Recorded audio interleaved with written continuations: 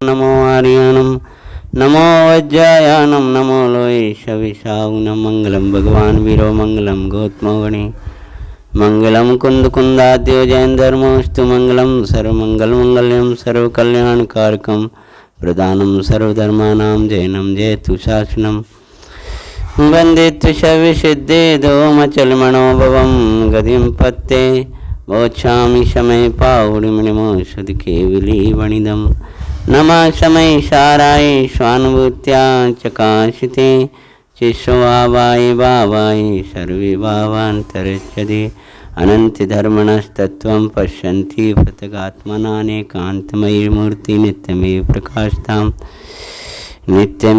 प्रकाशितां श्रीमत्परं गम्भीरं स्याद्वादयामो गुलाञ्छनं जिया त्रिलोकनाथस्य शासनं जिन शासनं देवादिदेव श्री नेमनाथ भगवान की जय हो, शांतिनाथ भगवान की जय, शासन नायक महावीर भगवान की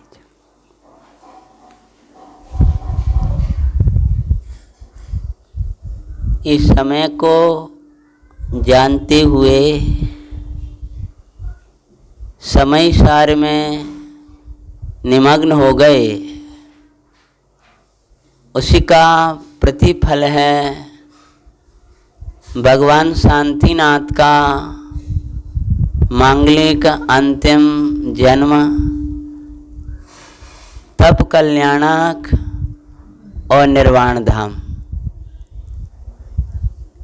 ये जो भगवान का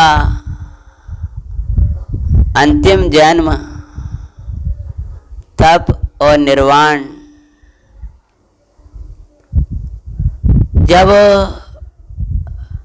पंच कल्याणक ही ऐसे हैं तो जिस के आश्रय से ये कल्याण होते हैं वो आत्मा कैसा होगा। तीर्थंकर का भाई रूप ही इतना सुंदर है तो अंतर का चिद्रूप कैसा होगा। ऐसे ही लगाना जब जिन मुद्रा ही सुंदर है तो निज मुद्रा कैसी होगी। जब व्यवहार व्रत में ही सरसता लगती, जब समय को सुनते ही अद्भुतता लग रही है तो समय सार में कैसी अद्भुतता होगी। उस समय सार को सुनने मात्र में ही अद्भुतता आ रही है तो समय सार का निर्णय करने में कितनी विशुद्धता की अद्भुतता होगी। समय सार का श्रद्धांत, समय सार का ज्ञान और समय सार के आचरण में कैसी तृप्ति होगी। समय को सुनते ही भव्य को आनंद आता है तो उस भव्य की जो समय सार चलेगा तब कैसा होगा। भगवान यहां समय की व्याख्या कर रहे हैं। अपने जीवन में समय की व्याख्या करो। अपने जीवन में समय कितना चल जाए, हमारे जीवन, हमारा बहिरंग अंग समय के साथ जाए, हमारा अंतरंग जीवन समय सार के साथ जाए। आगम समय है, अध्यात्म समय सार है। द्रव्य गुण पर्यायात्मक आत्मा को स्वरूप बताता है वो है समय, और पर्यायों से पार दिखाता है भाई समय सार है। भगवान ने प्रतिज्ञा की है कि समय सार कहूंगा मैं, वो चामी समय पाहुड़ मिणिमो सुध के बेली बणीदम। मैंने प्रतिज्ञा की है कि मैं कहूंगा, क्या कहूंगा कि समय पाहुड़ कहूंगा।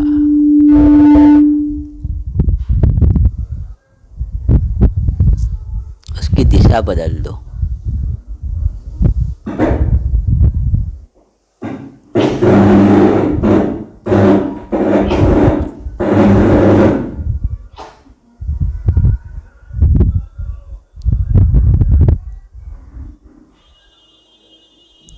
जब समय पाहुड़ कहूंगा, प्रश्न उठ गया शिष्य के, प्रभु समय क्या है? कि समय जो स्वयं में रहे भाई स्वयं समय है, और जो पर में रहता है भाई पर समय। कुंद कुंद स्वामी ने तो इतना कह दिया था, स्वयं समय क्या है और पर समय क्या है, कुंद कुंदाचार्य भगवान ने इतना कहा कि जो अपने में रहता है वही स्वयं समय है, और अपने को बिसर जाता है, भूलता है, वही पर समय है। टीकाकार स्वयं समय पर समय को ना समझाकर समय समझाने लगे। एक साथ जाने और परिणमन करे, उसका नाम समय। भाई सत्तात्मक है वो जो समय जो जाने और परिणमन करे महाराज, वो है कैसा कि भाई सत्तात्मक है, सत्य है, सत्तात्मक है महाराज, सत्तात्मक है। और वो सत्तात्मक तो है, लेकिन कैसा है, कैसी सत्तात्मक है कि चैतन्य स्वरूप है। और कैसा है महाराज, कि अकेला चैतन्य स्वरूप ही है कि नहीं, अनंत धर्म जिसमें व्याप्ते हैं ऐसा धर्मी है महाराज, अनंत धर्म व्याप्ते हैं ऐसा धर्मी। और कैसा है कि भाई पर गुण पर्यायों में नहीं, अपने गुण पर्यायों में रहने वाला है प्रभु। भाई जो परगुण पर्यायों में नहीं रहता और अपने गुण पर्यायों में रहता है, ऐसा चिदानंद द्रव्य परमात्मा। और कैसा है महाराज, बोले स्वपर प्रकाशक है। स्वपर प्रकाशक है कि हाँ स्वपर प्रकाशक है, तो स्वपर प्रकाशक है। अब तुम उसको छोड़ दो और शांति से सुनो, ठीक है, इधर बैठ करके। ना भी आवाज आएगी तब तक आएगी, विकल्प मत करो। जब वह स्वपर प्रकाशक है तो प्रभु आप हमको ये बताओ, तो उसमें पर प्रकाशक में क्या क्या होता है कि पुद्गल, धर्म, अधर्म, आकाश और काल और अन्य जीव इस सब आकर झलकते हैं।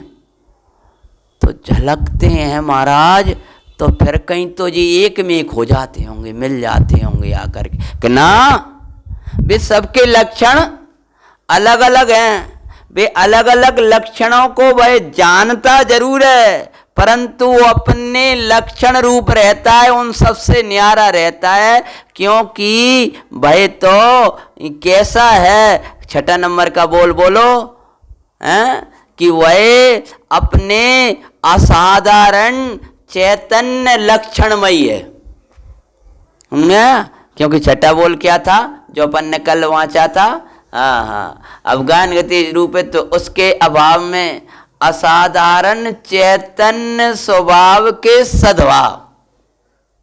क्या लिखा है बोलो, एक शब्द बोल दो, असाधारण। असाधारण प्रभु तू का जे स्पर्श रस गंध वर्ण पर रीझ रहा है, का तू शब्दों पर रीझ रहा है। भगवान कहते हैं तेरा ऐसा ऐसा गुण है जो किसी में नहीं है। जैनों की विशेषता काय से है कि भैया एक वो अच्छे पंडित जी आ रहे, अच्छा भी हैं कैसे कही कि सुनो उनकी 2 आंखें हैं। पंडित जी जो आ रहे हैं ना, उनकी 2 आंखें हैं कि 2 कान हैं, कि ये कौन सी विशेषता हुई। अरे उनकी विद्वत्ता है, उनमें जो ज्ञान है वो विशेषता है। ऐसे ही ये क्या विशेषता है कि 24 समझांदा है कि जहाँ कम है, ये उदय की दशा है, नाना अवस्थाएं हैं, इनमें काय की विशेषता है। तेरी विशेषता मतलब अपने को विशेष देखो तो विशेष से विशेष देखो। क्या विशेष से विशेष देखो।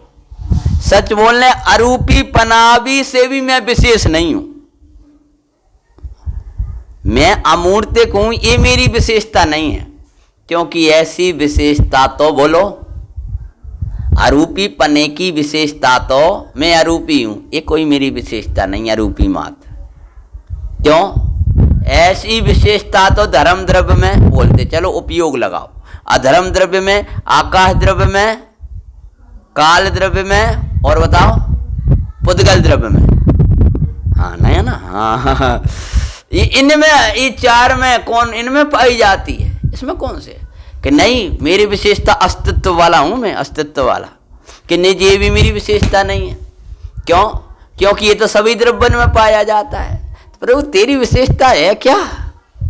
तेरी, अरे सुबह उठ करके सब धंधी मिला, हाय न लगाओ, पानी आगाओ, व्यायाम कर रहा है, जा में लगे, बाँ में लगे, अपनी अपनी बाँ में लगे, ये कोई तुम्हारी आत्मार्थ की विशेषता है, जैनत्व की विशेषता है? अरे सुबह उठते ही पंच परमेष्टि याद आए, चैतन्य याद आए, अपना ध्येय याद आए, आज का पर्व याद आए, भगवान का जन्म है, तप है, निर्वाण है, ऐसी धन्य दशा का दिन है, मैं इसको कैसे सार्थक करूंगा, ये कुछ याद आए तो तेरा कोई जैनत्व है, आत्मार्थपना है।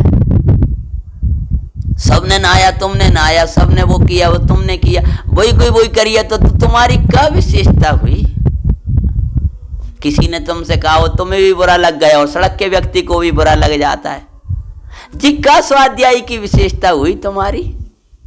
विशेषता तो जब होती है जब कोई हजारों सुनाता है और आपको सुनाई नहीं देता है। सुनाई नहीं देता मतलब क्या? ये मुझे कहा है, ये नहीं लगता है, ये विशेषता है। जो ये ऐसी मेरी विशेषता क्या है कि मेरी विशेषता मैं असाधारण हूं।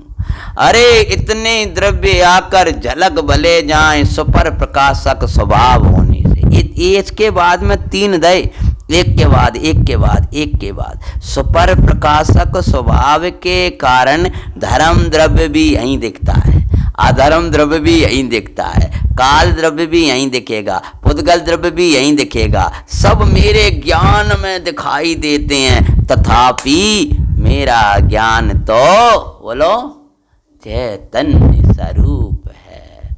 तो महाराज लेकिन मेरो ज्ञान जब चैतन्य स्वरूप है, कितना अच्छा शब्द ये याद कर लो, फिर तुम लोग टीका याद नहीं करते हो। ग्रंथ है इनके पास में, ग्रंथ है, देखो चैतन्य रूपता स्वभाव। बोलो क्या? चैतन्य। ये ऐसे ग्रंथ के ऊपर ग्रंथ क्यों रखे हो? ग्रंथ की अभिनय होती है, या तो आप उसको विराजमान करो। कहते हैं चैतन्य रूपता स्वभाव, चैतन्य रूपता स्वभाव, चैतन्य रूपता स्वभाव। क्या कौन सा रूप है? चैतन्य रूपता, चैतन्य रूप रहना ये मेरा स्वभाव है। इसके कारण मैं हट जाऊंगा। आपको संसार से बचना है तो चैतन्य रूपता स्वभाव, चैतन्य रूप जो मेरा स्वभाव है उसको समझो। चैतन्य रूपता स्वभाव के कारण मैं सकल विश्व से हट सकता हूं, बच सकता हूं। तो भगवान कहते बस एक देखते रहो, चैतन्य रूपता स्वभाव।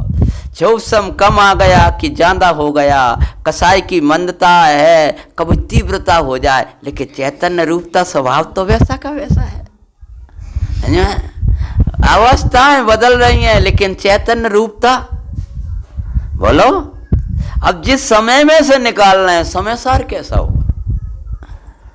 जब समय ही इतना सुंदर है, समय सारे प्रभु कैसा होगा। जो समय सत्ता मैया हो, उत्पाद द्रव्यमयी। अहो चैतन्य, अहो नित्य चैतन्य मई निर्मल प्रकाशोमयी समय। अहो जो अनंत धर्मों का अधिष्ठाता, एक ही धर्मी राजीरा। गुण पर्याय वाणी समय हो, लख पर से भरक्ति आवो रही। जब आनंद कंद समय ऐसा है, तो मेरा समय सारे कैसा होगा। चार में कोई चार तो चलते रहे, सत्तात्मक है, चैतन्य स्वरूप ही है, गुण अनंत, ये चैतन्य स्वरूप ही नहीं, अनंत धर्म वाला है, और बोलो सुपर प्रकाशक है। बस यहाँ प्रश्न है, गुण पर्यायवान है, ठीक है ना, और कैसा है, सुपर सत्तात्मक चैतन्य स्वरूप, तीसरा अनंत धर्मों का अधिष्ठाता, चौथा गुण पर्यायवान, पांचवा सुपर प्रकाशक। अब यहां से प्रश्न उठा कि बे सब द्रव्य तो आ गए साथ में, क्या आ गए, लेकिन मैं तो सबसे बचा रहता हूं। कैसे बचाऊं?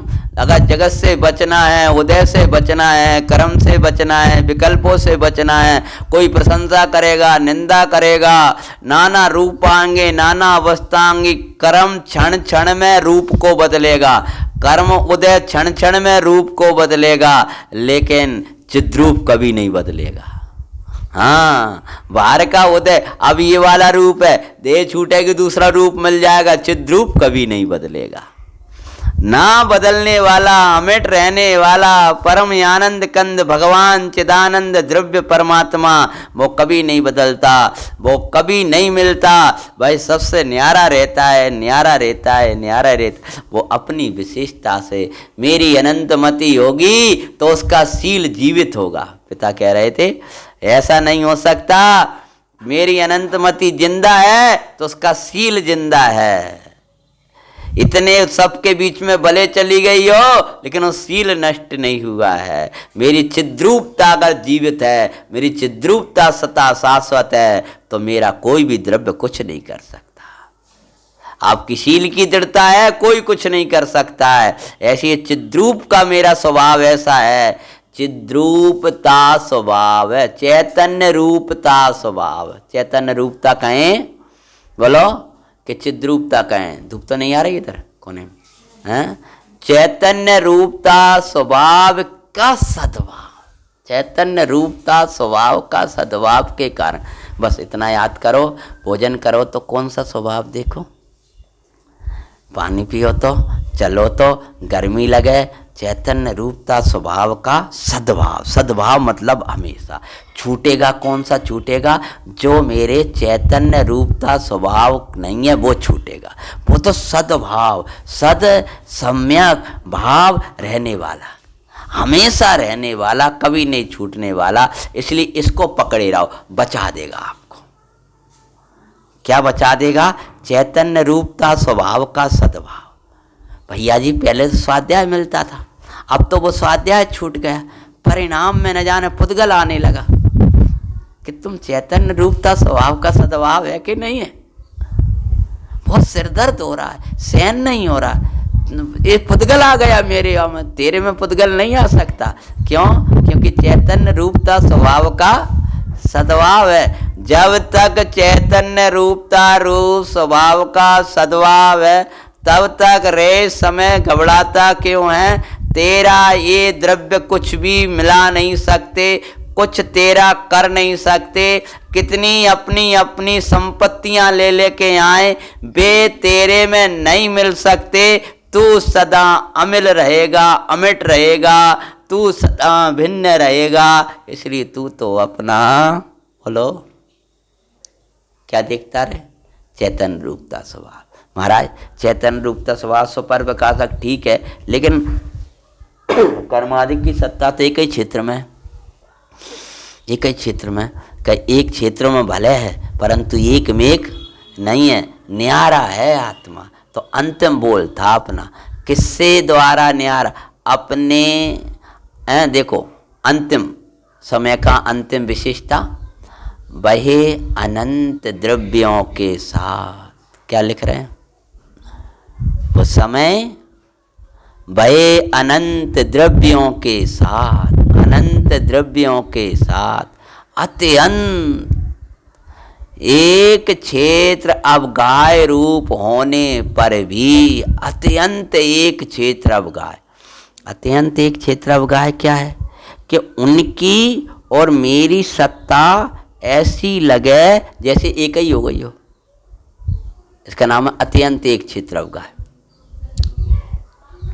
ये दीवाल मात्र की बात नहीं है, ये शरीर मात्र की बात नहीं है, ये वो कर्म है ना, वो तो तेरे प्रदेशों के साथ में ऐसा हो रहा है जैसे एक मेक हो गया हो, अत्यंत एक क्षेत्र अब का है। पानी और दूध का क्या है? पानी और दूध, इसका नाम क्या है? बर्तन और दूध, इसका नाम क्या है? अरे वो हमें ज्यादा शास्त्री नहीं पढ़ना। अभी एक क्षेत्र अब गाय संबंध में बात करो, बर्तन का और दूध का कौन। अब ये क्षेत्र संबंध बोलो कैसा है? एक क्षेत्र अवगाह संबंध, एक ही क्षेत्र में। और पानी का और दूध का है अत्यंत एक क्षेत्र अवगाह। बर्तन और दूध तो आप अलग कर लोगे, अवेल बर्तन में से पलट लो, दूसरे में आ जाएगा। बोलो, अब तुम अपनी बाल्टी में दूध लगवा के लाते हो तो बाल्टी में थोड़ी घुरो रहे थे भाई, मैं थोड़ी पी दो बाल्टी में, वो तो बदलती जाती है। लेकिन उसमें जो मूल में से जो पानी आया था स्तन में से, अथवा तो जो दूसरी ओर देखें तो जो मूल में से आया तो वो तो ठीक ही है, लेकिन जो मिलाया हुआ पानी है वो भी कैसा लगता है? बोलो, वैसा ही लगता है। अत्यंत एक क्षेत्र अवगाह, मानो पानी और दूध पृथक पृथक नहीं लगते, इसका नाम है अत्यंत एक क्षेत्र अवगाह। जो कर्म ऊपर से मिले हैं वे भी ऐसे ही दिखाई देते हैं, और राग तो बिल्कुल मिलावट मूल में ही है। तो इन सब का क्या है? अत्यंत एक क्षेत्र अवगाह। तो कुछ पुद्गल तो एक क्षेत्र अवगाह वाले हैं और कुछ पुद्गल स्पष्ट भिन्न क्षेत्र वाले दिखाई देंगे। जैसे धर्म द्रव्य है, अधर्म द्रव्य है, आकाश द्रव्य है, काल द्रव्य है, तो इनका एक क्षेत्र अवगाह कैसा है? एक क्षेत्र, इनका क्षेत्र भिन्न, मेरा क्षेत्र भिन्न। लेकिन मेरे ज्ञान क्षेत्र में झलकते हैं, मेरे ज्ञान में आकर झलकते हैं तो ये ऐसे लगते हैं जैसे मेरे ज्ञान में ही आ गए हों, परंतु इनके तो भिन्न क्षेत्र समझ में आते हैं। इस पुद्गल का संयोग है, इसके अलावा इस पुद्गल का क्या है? भिन्न क्षेत्र है। परंतु पर जो जो कर्मादिक हैं, रागादिक हैं, वे कैसे हैं? अत्यंत एक क्षेत्र अवगाह है। और जो शरीर है, बोलो, कर्म का और आत्मा का कौन सा संबंध कहोगे? पुद्गल की बात कर रहे हैं, अभी राग को गौण कर रहे हैं, उसका है एक क्षेत्र अवगाह, शरीर का और आत्मा का, ठीक है ना। और पुद्गल कर्मों का और आत्मा का अत्यंत एक क्षेत्र अवगाह। क्यों है? क्योंकि वो मर जाता है, शरीर छोड़ देता है दुख के कारण, लेकिन वो कर्म तो साथ में जा रहा है ना। बर्तन में से पलट लिया, लेकिन वो तो दूध का जो पानी था वो तो संगे ही जा रहा है। बर्तन से क्या हो रहा है? ये बर्तन में रखा है इसलिए पानी पतलो है। एक काम करो, कल अपन ने जब बर्तन में रखो तो पानी ने दूध, पानी तो पतला ही होता है। हाँ, ये दूध है ना, जो पतला पतला लग रहा है क्योंकि जी वाले बर्तन में रखा है। कल वाले बर्तन में दो तुम हमें, तो फिर कैसा होगा? बोलो। ऐसे तुम जिस संयोगन में सही नहीं हो, अपन सिपरी वाले संयोग में चलते हैं, अपन सिपरी वाले में सही नहीं है, भला वाले में चलते हैं। जे शरीर सही नहीं है, ऐसा शरीर हो तो बर्तन बदलने से कुछ नहीं होगा, क्योंकि जो तुम्हें दुख दे रहा है वो तो अत्यंत वाला है। जो पानी दूध को पतला बनाए हैं वो तो कोई और मिला है उसको। लेकिन ध्यान रखो, अत्यंत एक क्षेत्र अवगाह वाला संबंध दूध के साथ पानी का हो रहा है, लेकिन तो भी दूध अपने लक्षण से न्यारा है और पानी अपने लक्षण से न्यारा है। ऐसी कर्म आदिक का भले ही, शरीर आदिक का भले ही एक क्षेत्र अत्यंत एक क्षेत्र अवगाह संबंध हो रहा है, तथापि भगवान आत्मा टंकोत्कीर्ण कभी नहीं मिटेगा, उदय बदल जाएगा। चैतन्य प्रभु टंकोत्कीर्ण कभी नहीं बदलता, चैतन्य स्वभाव रूप है। कैसा है? टंकोत्कीर्ण चैतन्य स्वभाव रूप, लास्ट में दिया ना, मिल गया है? कहाँ है? हाँ, यहाँ तो दिख गया, पहले यहीं देखो। पहले टंकोत्कीर्ण टांकी से उकेरा गया। चैतन्य स्वभाव रूप है, अपना स्वरूप तो टंकोत्कीर्ण चैतन्य स्वभाव रूप है। क्या करेगा कि तो ही पानी गिरत रहे, जो टांकी से लिखा है वो कभी मिटने वाला नहीं है। कितने ही उदय की बरसातें आती रहें, मेरा टांकी से उकेरा गया चैतन्य कभी मिटने वाला नहीं है। मूसलाधार बरसात आती रहे, हवाएं चलती रहें, तो भी वो टांकी से लिखे हुए कभी मिटते नहीं हैं। कितनी कितनी हवाएं चली हैं, कितने कितने भयंकर पानी की बाढ़ें आई होंगी, लेकिन वो पोन्नूराधे किल पर जो टांकी से उकेरे गए अक्षर हैं, जहाँ लिखे हैं कि कुंद कुंद स्वामी विधेय गए, कहाँ जहाँ भी लिखा होगा, मुझे स्थान विशेष पता नहीं है। वे आज शिलालेख वैसे के वैसे मौजूद हैं। ऐसे ही कितनी उदय की कितनी बाढ़ें आती रहें, कितना ही कर्म का योग भार का बना रहे, तो भी है टंकोत्कीर्ण चैतन्य स्वभाव रूप है? क्यों? इसीलिए क्या अनंत द्रव्यों के साथ, कितने द्रव्यों के साथ रह, कितने के साथ रहा है? भीड़ में भी अकेला, और बोलो अकेले में भी अकेला, कभी भी पर के साथ इसका मेलाप नहीं होता। भगवान कहते हैं अत्यंत एक क्षेत्र उगाए होने पर भी अपने स्वरूप से न छूटने से टंकोत्कीर्ण चैतन्य स्वभाव रूप, इस विशेषण से वस्तु स्वभाव का नियम बताया। ये तो नियम है, ये नियम उसे कहते हैं जो कभी बदलता नहीं है। वस्तु का, आत्मा का स्वभाव का नियम है। ऐसा जीव नामक पदार्थ समय है। यहाँ समय की तो बात ही नहीं है। कल के वचन याद करो जो हमने कल ग्रंथ अनुशीलन के आधार से दोहराए थे। समय ज्ञेय है, जानना है, और समय ज्ञेय है और समय सार ध्येय है। अब ये और उपाधि क्या है बोलो? क्या है? फिर याद नहीं है, लिख लिया करो, याद नहीं रहता है तो। स्वयं समय उपाधि है और पर समय ये है। अब तो कितनी अच्छी परिभाषा उन्हें संक्षिप्त में कह दी। समय ज्ञेय है, जानने लायक है, और उसमें स्वयं समय पना उपाधि है और पर समय ये है, और समय सार ध्येय है। ध्यान का ध्येय गुण पर्यायवान नहीं है। ध्यान का ध्येय तो गुण और पर्यायों से न्यारा, गुण और पर्याय न्यारी नहीं है, ऐसी भेद विकल्प से भी न्यारा अभेद अखंड टंकोत्कीर्ण ज्ञायक भाव ही ध्यान का ध्येय है। तो ये समय की चर्चा करी। अब कहते हैं ऐसे समय को जो स्वयं मानता है, ऐसे जीव पदार्थ को जो स्वयं मानता है, उसका नाम स्वयं समय है। पर समय दुखी और स्वयं समय सुखी। अब शुरू होगा स्वयं समय और पर समय। मूल गाथा एक बार और वांचो, हैं? जीवो चरेत दंसन। अब इसकी व्याख्या आ रही है। नानठिदो तमी ससमयम जान पुगल कम प्रदेश ठिदम चतम जान पर समयम। प्रवचन सार में आचार्य भगवान कहते हैं जो अपने ज्ञान दर्शन आनंदमयी आत्मा में रहता है उसका नाम स्वयं समय है, और जो पर्यायों में लीन है वो पर समय।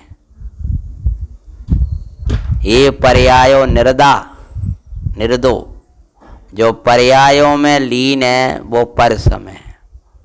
पर्याय का अर्थ लिया वहाँ असमान जातीय द्रव्य पर्याय। असमान कोई पढ़ा, किसी ने पढ़ा? अच्छी बात है।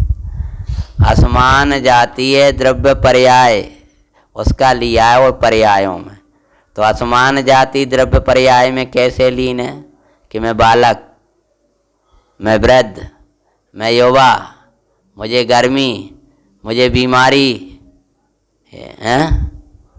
ध्यान का विषय अभी नहीं चल रहा, अभी तो ज्ञान का विषय चल रहा। मुझे बीमारी, मुझे रोग, समझ में आया कि नहीं आया? ध्यान का भी विषय बनाना, लेकिन ऐसा ना लगना कि सोने लगे हो। हाँ, तो ये जो असमान जाति पर्याय में लीनता मतलब क्या? इसी की सोचते रहना। सुबह से उठे, आज हरी तो बनाने नहीं है, क्या खाने आज? सुबह भी खाओ शुरू होगा। अरे आज अनहारी को देखना है, पहले ये तो लक्ष्य करो। हाँ, कल तो हम खाएंगे नहीं, परसों हमें हरी चाहिए। ठीक है, जो लोग व्यवहार हैं ठीक है, लेकिन भाई इनमें ही हम अकेले सोचते रहें। आज शाम को तो लेना नहीं, सुबह ही लेंगे। तो ये पर्यायों में निर्दो शब्द लिखा है ना, पढ़ा? निर्दो शब्द है वहाँ, निर्दा देख लेना मूल में, वो सब ग्रंथ रख नहीं सकते ना यहाँ। पर्यायों में जो लीन है उनका नाम क्या है? वो परसम है। और जो अपने आत्मा में लीन है वह स्वयं है। और यहाँ कह रहे हैं पुद्गल के प्रदेशों में स्थित है वो परसम है। और दर्शन ज्ञान चारित्रमयी आत्मा में स्थित है वह स्वयं है। अब एक और देखें तो स्वयं समय और परसमय को देखें तो मिथ्या दृष्टि परसमय और सम्यक दृष्टि से लेकर के सिद्ध परमात्माओं तक सब कैसे हैं? स्वयं समय। पर समझ में आ गया क्या बोलो? मिथ्या दृष्टि है ना, वो कैसा है? वो पर समय। पर समय पज्जय मूढ़ा पर समय है। परजय मूढ़ा वो दुखी है, वो मिथ्या दृष्टि से ये है पर समय। तो ये समय होने पर भी दुखी क्यों है? कि पर समय है। पर समय मतलब जिस समय का उपयोग पर में जा रहा है, जो समय पर में बह रहा है वो पर समय है। टाइम मत लेना, जो समय मतलब ज्ञान दर्शन का धनी भगवान आत्मा पर में ही बह रहा है, पर कोई अपनो मान रहा है, पर कोई अपनो जान रहा है, पर में ही लीन है। चाहे इसको पुद्गल के प्रदेशों में स्थित कह दो और चाहे प्रवचन सार की भाषा लेकर के पर्यायों में लीन कहो, ये सभी पुद्गल के क्षेत्र हैं। तो यहाँ जब इस विवक्षा से चलेंगे तब मिथ्या दृष्टि आ जाएगा पर समय में, और सम्यक दृष्टि से सिद्ध परमात्मा तक आएंगे सब स्वयं समय में। पर पंचाष्टिकाय में एक चर्चा और ली है। क्या चर्चा ली है? कि जो उपयोग चैतन्य में रहता है, जो चैतन्य में राजते हैं, वे तो हैं स्वयं समय, और चैतन्य से बाहर हैं वे हैं पर समय। मतलब अगर शोभ योग रूप परिणाम में भी है तो पर समय। तो हाँ शुभोपयोग में प्रवर्तने वाले दो प्रकार के पर समय बताए। एक तो जो चैतन्य में रह करके बाहर में राग में आया है, प्रशस्त परिणाम में आए, तो विषय कसायों से बचने के लिए। मूल गाथा की टीका बड़ी प्यारी है, लगेगा तो मैं बाँचूंगा, अगर लगा पंचाष्टिकाय का बाँचूंगा आपके सामने। तो ये जो विषय कसायों से बचने के लिए, शुद्धोपयोग रूप प्रणमन के लिए जो भगवंतों की भक्ति आदिक में प्रवर्तता है वह है सूक्ष्म पर समय। क्या कहा? वो सूक्ष्म पर समय, और उसी स्वभाव को ही मोक्ष का कारण जानकर प्रवर्ते, उसका नाम है स्थूल पर समय। पुद्गल के प्रदेशों में स्थित और अपने दर्शन ज्ञान चैत्रमयी आत्मा में स्थित, यहाँ का सो समय पर समय हो गया। प्रवचन सार जी में आत्मा में स्थित स्वयं समय और पर्यायों में लीन पर समय। पंचाष्टिकाय में सूक्ष्म पर समय और स्थूल पर समय। तो सूक्ष्म पर समय कौन है? कि जो चैतन्य से बाहर आकर द्रव्य गुण पर्याय का भेद विकल्प में भी रुका है तो वो सूक्ष्म पर समय, और उसी भेद विकल्प में ही आत्मा मानकर बैठ गया वो स्थूल पर समय।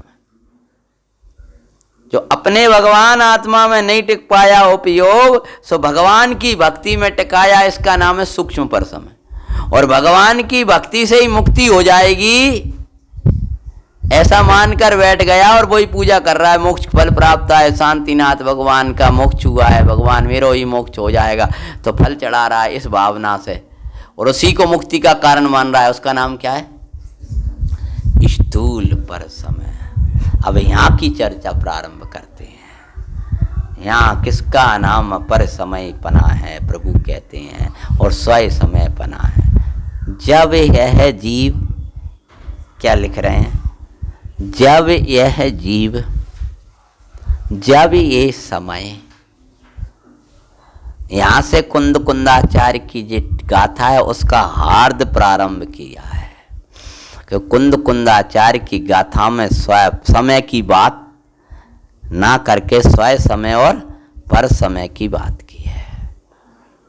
जैसे हमने अभी एक ही दिन पहले खूब एक गाथा चलाई, खूब कुछ धर्म आदि मेरे कुछ नहीं, अब वही वाले विषय जहाँ आ गया तो हम भाई व्याख्या जाना नहीं करेंगे, आगे बढ़ जाएंगे। देखो जो अवगान है वो वाला लगा लेना। ऐसी आचार्य महाराज ने प्रवचन सार में पंचस्तिका में इतनी व्याख्या करी समय की, तो उन्हें चर्चा नहीं करी, सीधा ये विषय पे आ गए हैं। इसमें है तो कहते हैं इस सूक्ष्म पर समय और स्थूल पर समय की चर्चा करते हुए हैं आचार्य देव कहते हैं, क्या कहते हैं? देखो, जब है जीव,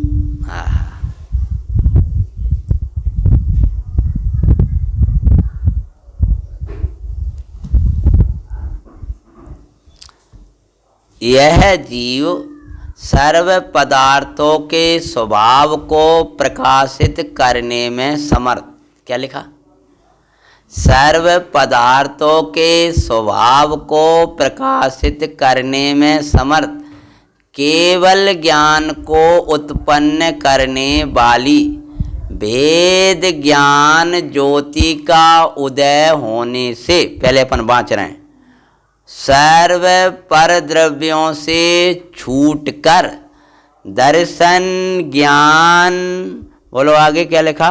दर्शन ज्ञान स्वभाव में नियत वृत्ति रूप अस्तित्व रूप आत्म स्वभाव के साथ एकत्व रूप में लीन होकर प्रवृत्ति करता है, तब दर्शन ज्ञान चारित्र में स्थित होने से अपने स्वरूप को एकत्व रूप से एक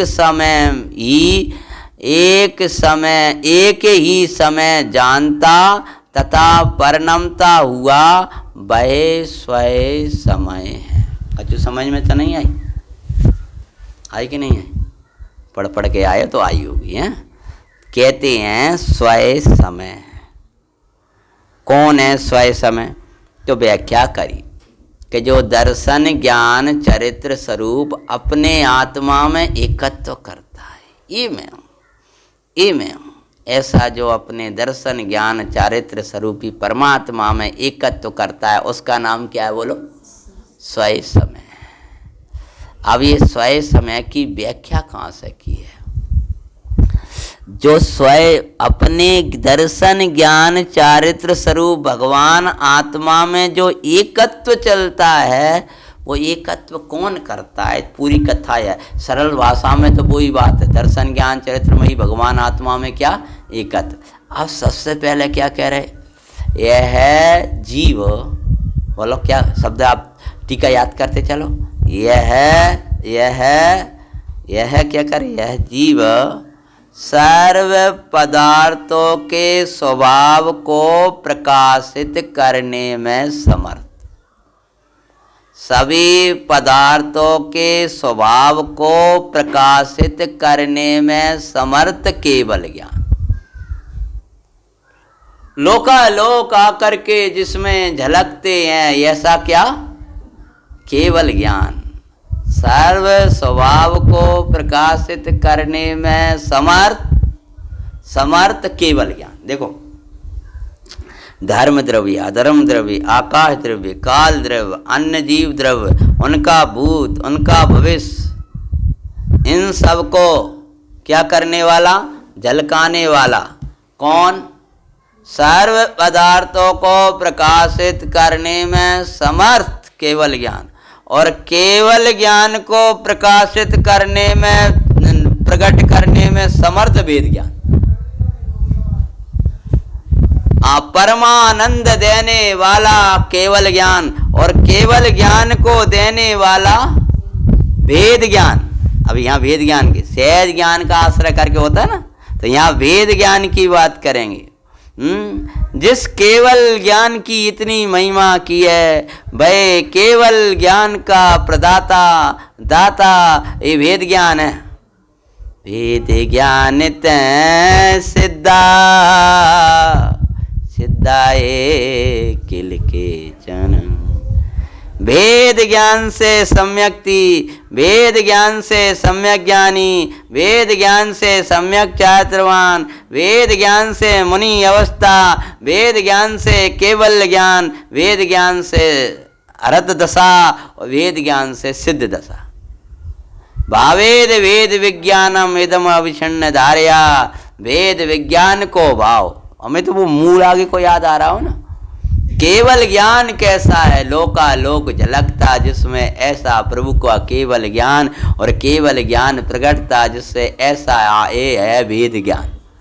सहज ज्ञान तो बराबर कहते हैं, सहज ज्ञान उसमें से प्रकट, लेकिन सहज ज्ञान में से केवल ज्ञान आया, लेकिन सहज ज्ञान को अपनत्व दिखाने वाला कौन है? वेद ज्ञान है। तुम्हारे पास सहज ज्ञान तो है, लेकिन प्रकट का नहीं हो रहा। क्योंकि जो पर ज्ञान है उसको तुमने अपना माना वेद ज्ञान नहीं है। इसलिए महाराज यहाँ कह रहे, जहाँ जहाँ जो जो विवक्षा है उसको उस विवक्षा को समझो। जब वो सहज ज्ञान की महिमा करेंगे बड़े पंडित साहब, तब वो कहेंगे, और अपन भी दोहराएंगे, इसको दोहरा चुके हैं कई बार। लेकिन यहाँ केवल ज्ञान का दाता वेद ज्ञान है। केवल ज्ञान का दाता यानी केवल ज्ञान को देने वाला तो कौन है? तो देखो, सर्व पदार्थों के स्वभाव को प्रकाशित करने में समर्थ। एक साथ बोलते चलो, कोई डरो मती, आवाज आवाज जैसी भी हो आए, कम ज्यादा आए। बोलो, केवल ज्ञान को क्या कहा? प्रकाशित करने में समर्थ। बोलो क्या? केवल ज्ञान को क्या करना?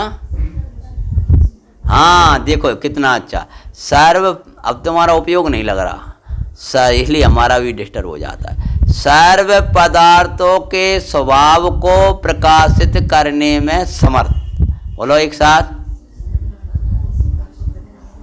हाँ, सर्व पदार्थों के स्वभाव को प्रकाशित करने में समर्थ कौन? केवल ज्ञान।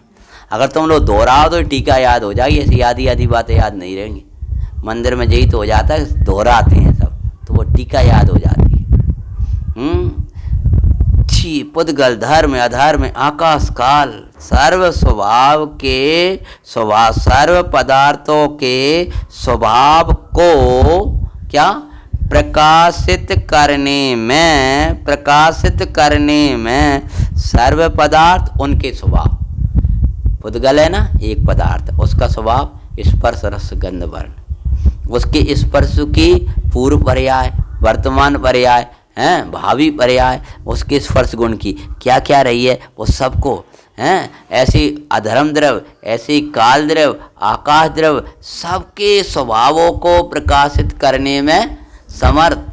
अपने स्वभाव प्रकाशित हुआ, वहाँ सब स्वभाव प्रकाशित होने लगे।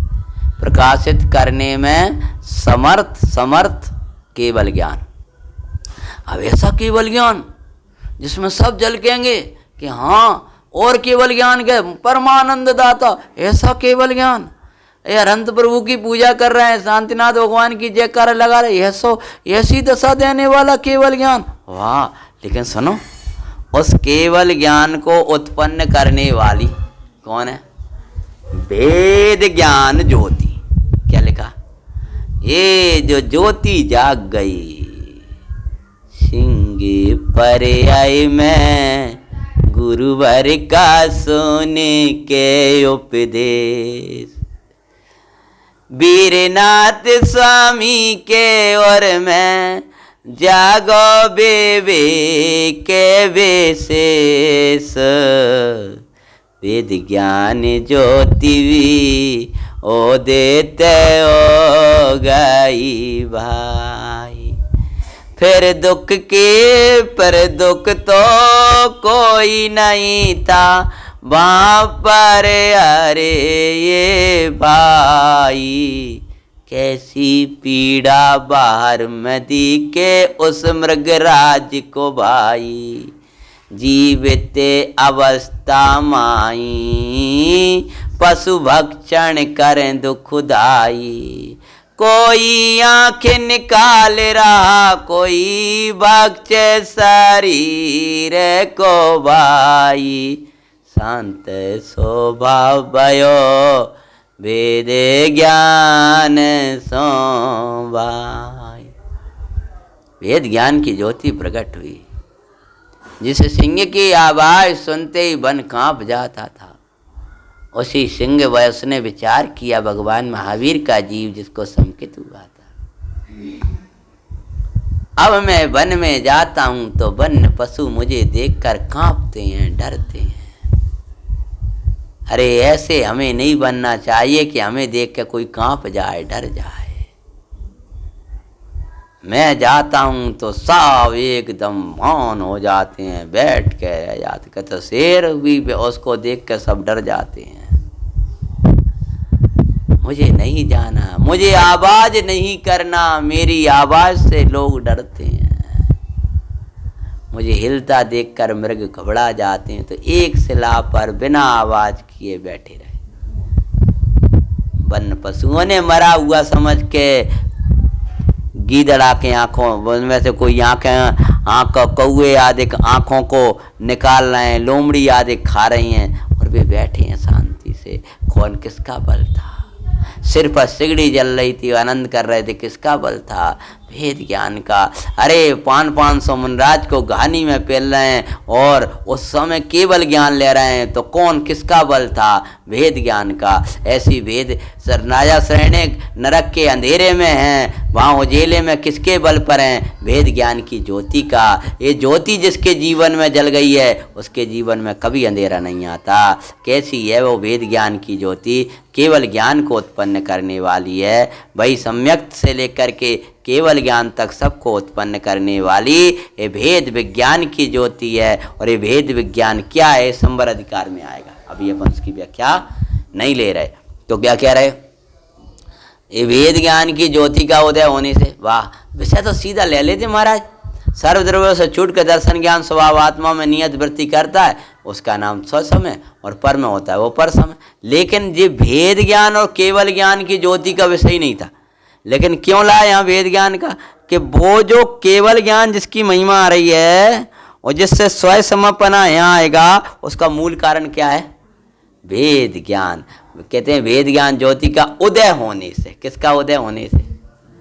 तो अब शरीर अपना नहीं लग रहा, अब गर्मी अपनी लेने लग रही, अब सर्दी नहीं लग रही, अब घबराहट नहीं हो रही, अब दर्द पीड़ा नहीं हो रहा है। बोलो अब नींद नहीं आ रही? तुम्हें तो आ रही है। हाँ, ये इसका कारण क्या है? हमने रात को ही कहा था भाई, शरीर शरीर का काम करता है, तुम्हें शरीर के साथ छेड़छाड़ मत करो। तो क्या कह रहे? वेद ज्ञान ज्योति का उदय होने से, वेद ज्ञान ज्योति का उदय होने से सर्व पर द्रव्यों से छूटकर, कैसे छूटेगा? बड़ा मुश्किल है। पर द्रव्यों से छुड़ाने वाला कौन है?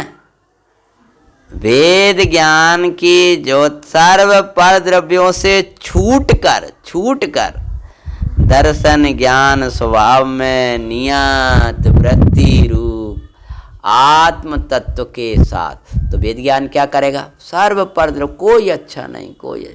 अरे सेकंड का अधिपति चक्रवर्ती अखंड में बैठा, ये सब वेद ज्ञान की महिमा है। आत्म तत्व के साथ, किसी के साथ एकत्र नहीं करने देगा।